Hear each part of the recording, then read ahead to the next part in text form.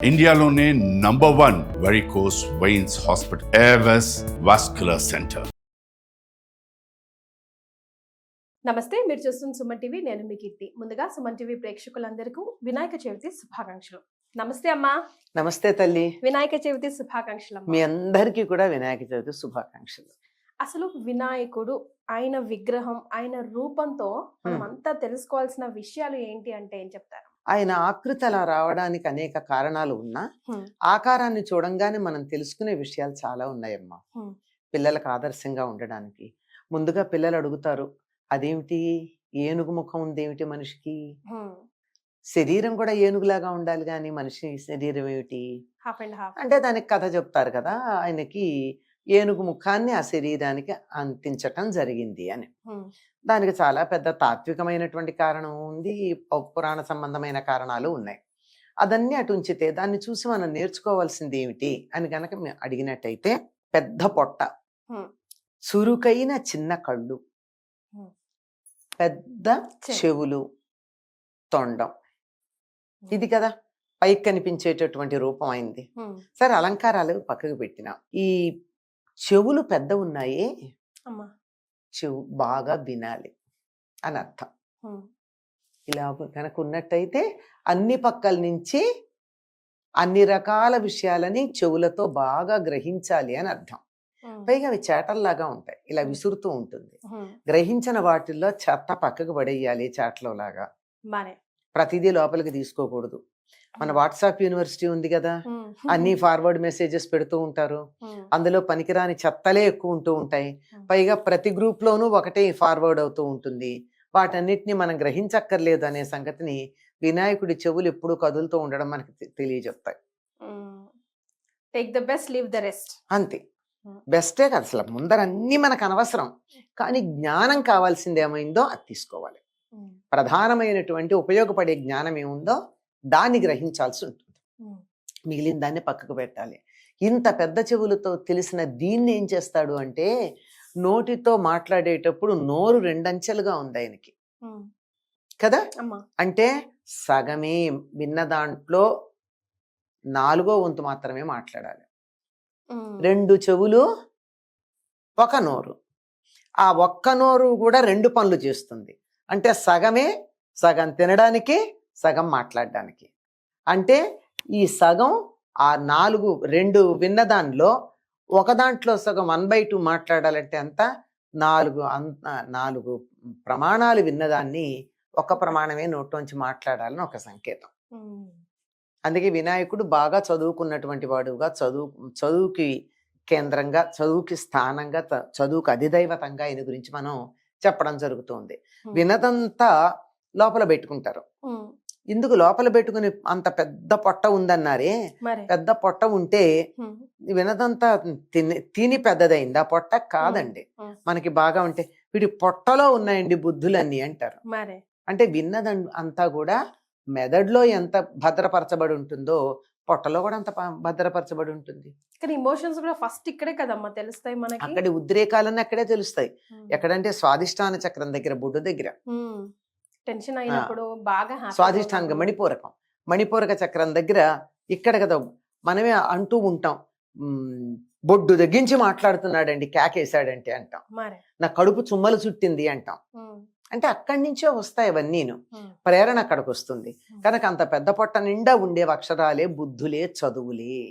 అందుకని పెద్ద పొట్ట అన్నది జ్ఞాన సముపార్జనకి సంకేతం.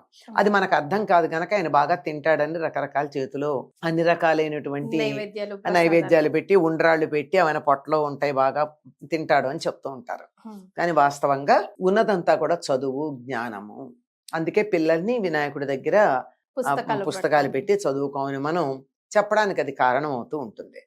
ఇంకా నోరు దగ్గరికి వచ్చేటప్పటికి ఆయనకి 2 అంచెల్లో తింటాడు, 1 అంచెలో తినడు.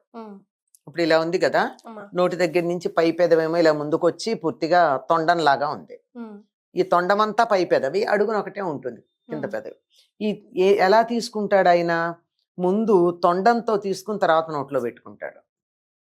అంటే మనం చేత్తో తీసుకు పెట్టుకున్నట్టు. అది. ఇంకొకటి ఏమిటంటే, ఆ తొండం ఇలా ఉండడం వల్ల పెద్దల దగ్గర ఎలా మాట్లాడాలో మనకి సంకేతం. మీరు గమనించండి, పీఠాధిపతులు వాళ్ళ దగ్గరికి వెళ్ళినప్పుడు ఎవరైనా సరే ఇలా పెట్టుకుని మాట్లాడతారు. వీలైతే ఒక వస్త్రం ఇట్లా పెట్టుకుని మాట్లాడతారు. అంటే మనం మాట్లాడుతూ ఉన్నప్పుడు మనకి తెలియకుండానే సన్నని తుంపర్లు రావచ్చు నోట్లో నుంచి. లేదే మనం మాట్లాడుతున్నప్పుడు గాలి వస్తుంది, గాలి వదిలేటప్పుడు మాట్లాడేది ఎప్పుడు గాలి వదిలేప్పుడు కదా. గాలి వదులుతున్నాము అంటే వదులుతున్నటువంటి గాలి వాళ్ళకి తగలచ్చా? తగలకూడదు. అందుకని ఇట్లా పెట్టుకు మాట్లాడతారు. వినాయకుడి దగ్గర హ్యాపీగా ఆయన ఎప్పుడు ఇలాగే ఉంటుంది. ఆయన ఏం మాట్లాడినా చక్కగా నోటికి చెయ్యడ్డం పెట్టుకున్నట్టు, దాన్ని కరము అని అంటారు తొండాన్ని. చేతికి చేయడ్డం పెట్టుకున్నట్టు కరం ఇట్లా పెట్టుకుని చేయడ్డం పెట్టుకుని మాట్లాడతాడు. అది వినాయకుడి నుంచి చూసి నేర్చుకోవాల్సింది. ఇంకా కళ్ళు ఎలా ఉన్నాయి ఆయనకి? తీక్ష్ణంగా ఉన్న చిన్న కళ్ళు ఉన్నాయి. మనకు కూడా ఏదన్నా బాగా నిశితంగా పరిశీలించాలంటే ఇట్లా కళ్ళు పెద్దవి చేసి చూడని చేస్తాం, కళ్ళు చికిలిస్తాం. ఆ చికిలించినటువంటి కన్నేమిటి? తీక్ష్ణమైనటువంటి చూపుకి సంకేతం. చిన్న కళ్ళు ఉన్నాయి కదా, అవి తీక్ష్ణమైనటువంటి చూపుకి, అంటే సునిశిత దృష్టి, సూక్ష్మ దృష్టి అన్నదానికి కళ్ళు. విషయాన్ని సేకరించటం, అక్కర్లేని దాన్ని చెరిగి అవతల పారేయడం అనడానికి పెద్ద చెవులు. వినయంగా పెద్దల దగ్గర మూతి మూసుకుని ఉండడం అనేటటువంటి దానికి తొండం. ఇవన్నీ సంకేతం. జ్ఞానం అత్యధికంగా కలిగి ఉండడానికి సంకేతం పెద్ద పొట్ట. ఇంకోటి ఏమిటంటే ఆయన వాహనం ఏమిటి? మూషికం. మూషికం. ఈయన ఆకారం ఎంత, దాని ఆకారం ఎంత? అదే కదమ్మా. సరే, ఆకారం దాన్ని అదుపులో పెట్టుకోవడం అంటే ఆకృతి, దాని సైజ్ అనే పరిమాణం అంటామే, పరిమాణం కాదు లెక్క. మనకి ఎంత ఉపయోగపడుతుందన్న దాన్ని బట్టి ఉంది. ఇంత పెద్దది ఉండి కదల్లేంది ఉండే దానికన్నా ఇంత చిన్నదైనా వేగంగా తీసుకెళ్లేది ముఖ్యం కదా. అలాంటిది. అంతేకాకుండా అక్కడ తెలియజెప్పేది ఏమిటంటే, ఈ మూషికాసురుడు అన్నవాడు ఓడున్నాడు, వాడి మీద యుద్ధం చేశాడు, యుద్ధం చేసి గెలిచాడు వినాయకుడు. గెలిచి చంపాడు వాడిని, తనకి వాహనంగా చేసుకున్నాడు. అంటే శత్రువులని కూడా తనకి సేవ చేసేట్టు చూసుకోవాలి. అది తెలివి. చంపి పారేయడం కాదు, వాళ్ళు మనకి సేవ చేసేటట్టుగా, మన కాళ్ళ దగ్గర పడి ఉండేటట్టుగా, మనకి ఉపయోగపడేటట్టుగా శత్రువులను కూడా మలుచుకోవడం అన్నది ఉంది.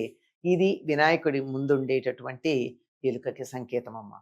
కానీ నమ్మడం, శత్రువుని నమ్మడం కూడా ఒక గ్రేట్నెస్ కదమ్మా. అదుపులో పెట్టుకోమన్నారు, నమ్మడం కాదుగా. నమ్మేసి పెత్తనం ఇచ్చాడా? మరే కళ్యాలు తన చేతిలో ఉన్నాయి, అది ఎట్టా చెప్తే అట్లా ఉండాలి. అదుపులో పెట్టుకోవాలి. అది అదుపులో పెట్టుకోకుండా నమ్మేసి కళ్యాలు అతని చేతికి ఇవ్వడం కాదు, ఇంటి తాళాలు ఇవ్వడం కాదు, అదుపులో పెట్టుకోవడం. వినాయకుడు తన ఆకారం గురించి ఎప్పుడు బాధపడినట్టు ఎక్కడైనా చరిత్రలో రాసుందమ్మా? ఎందుకు నన్ను ఇలా చేసేసారు, నాన్నగారి వల్లే నేను ఇలా అయ్యాను, నేను ఎందుకు ఇలా ఉండాలి అని అప్పుడు చంద్రుడు నవ్వినప్పుడు గాని కుసింత కూడా బాధపడలేదమ్మా? బాధపడాల్సిన అవసరమే ఉందమ్మా. ఏది ఇప్పుడు అందము ఆకారము అన్నవి మనం పెట్టుకున్నటువంటి కొలతలు గాని ఎవరో చెప్పింది కాదు కదా. భారతదేశపు సౌందర్యానికి ఆఫ్రికా దేశం వాళ్ళ సౌందర్య ప్రమాణాలకి తేడా ఉందా లేదా? వాళ్ళ ప్రకారం అందగత్తలంటే మన దేశంలో బాబోయ్ అనుకుంటాం.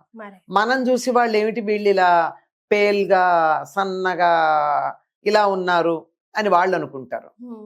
అంచేత అందము ఆకృతి వీటికి సంబంధించినవి వ్యక్తిగతమైనటువంటివి లేదా ఆయా సమాజాలకు సంబంధించినవి తప్ప అందరం దాని గురించి బాధపడాల్సినటువంటి అవసరం లేదు. లావుగా ఉంటే అందంగా ఉంటారని ఎవరు చెప్పారు?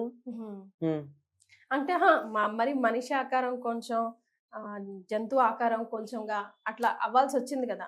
అఫ్ కోర్స్ దానికి రీజన్ వేరే ఉన్నా కూడా ఆయన ఎక్కడ బాధపడినట్టేం లేదు.